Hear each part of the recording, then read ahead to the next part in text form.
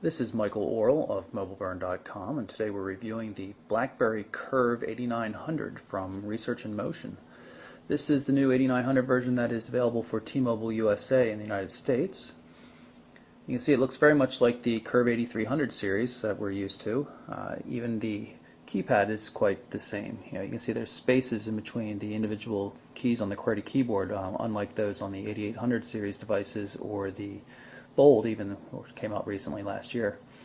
The trackball, though, has changed. No longer sitting in a divot like it did on the 8300 and does on the Pearl Flip, which I kind of like that divot there. On top of that, the trackball is a little bit stiff in use.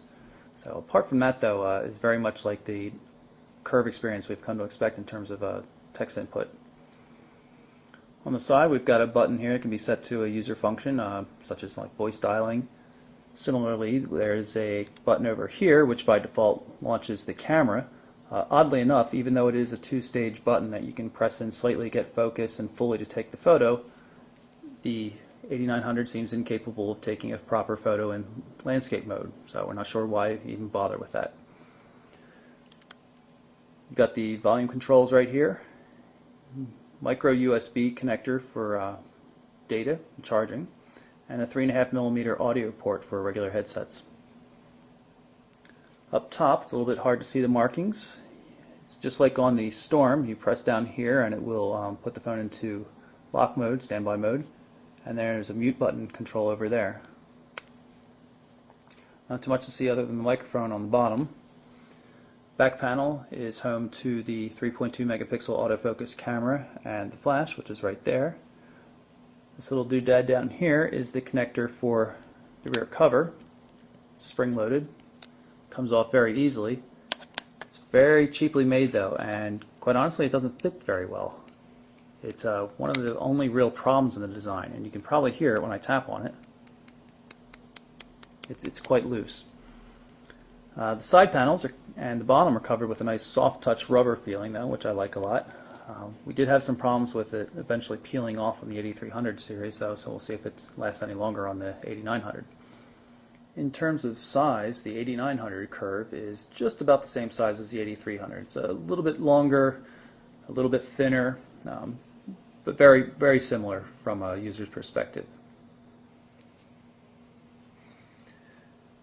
Give you another idea how it sizes up to another device. This is the BlackBerry Storm for Verizon Wireless right next to it. You can see they're very similar in terms of total size, although the proportions of buttons versus screen real estate is vastly different.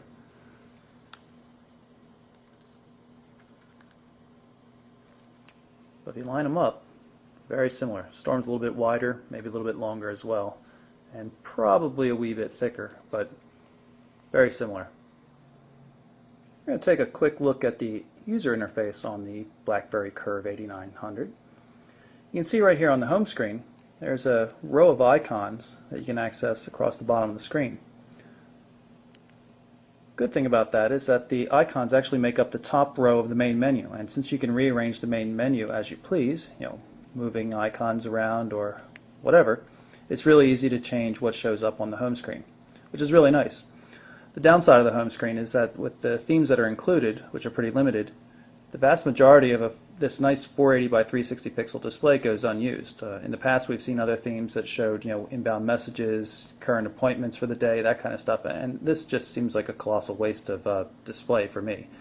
Hopefully there'll be some themes in the future available that will address that. But anyway, go back to the main menu. In addition to being able to move things around as you like, you can also hide things. Now you see if I select Show All here, a whole bunch of additional grayed out icons show up. These are icons that we've previously hidden. Just note for like the camera icon here. We hid that because you can always just press the button over here to activate the camera. It doesn't need to be there. You can do that inside of submenus too. If you look inside, say, Applications here, you can hide applications that you never use. See these two down at the bottom here. When you undo the Show All, the hidden things disappear again. Now while the current versions of the BlackBerry OS are more organized than past ones, there's still a lot of long lists involved. If we move down to the Settings folder right here, we'll go to Options. You can see it's still, it's a long black on white list. List after list. Now this is admittedly a little bit deeper into the system, than most things that people are going to be accessing, but still, BlackBerry's not quite done redoing the user interface. One other handy thing about the home screen, though, is that you can easily get to profiles from there. You notice if I go left and right, we're moving back and forth on the icons at the bottom, but if I go up, it selects the profile icon, at which point I can click on it and select a different profile, like loud, and then you'll see the little indicator changes to show that it's a different profile. So you can see the loud profile has a little red indicator up in the corner. Very handy to get to, easy to change, nothing fancy required.